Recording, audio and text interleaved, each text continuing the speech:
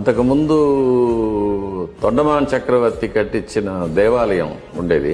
అది కొన్ని నైసర్గిక వైపరీత్యాల వల్ల భూగతమైపోగా స్వామివారి యొక్క బింబం కూడా భూగతమైపోయింది. అప్పుడు కొన్నేళ్ల తర్వాత ఆ సమీపంలో ఒక వేణుగోపాల స్వామి ఆలయంలో ఉండే అర్చకులు గోపీనాథుడు అని పేరు ఆయనకు స్వామివారు స్వప్నంలో కనబడి ఇలా కొండ మీద స్వామి పుష్కరిణి తీరానికి దక్షిణ నైరుతిలో ఒక సంపంగి వృక్షము, తింత్రిణి వృక్షం రెండు ఉన్న చోట కింద చీమల పుట్టలో నేనున్నాను, నన్ను బయటికి తీసి అదే చోట ప్రతిష్ఠించవలసిందని స్వామివారు ఉత్తర్విస్తారు.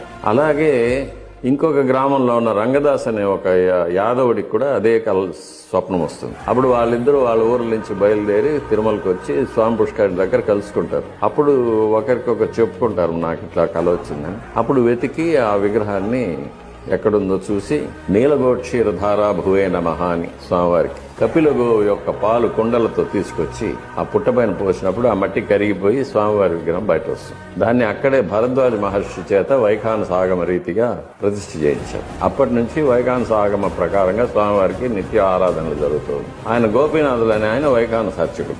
ఆయన వంశంలో అప్పటి నుంచి ఈ రోజు వరకు మేము 4 కుటుంబాలుగా ఉండి స్వామివారికి కైంకర్యాలు వైఖానస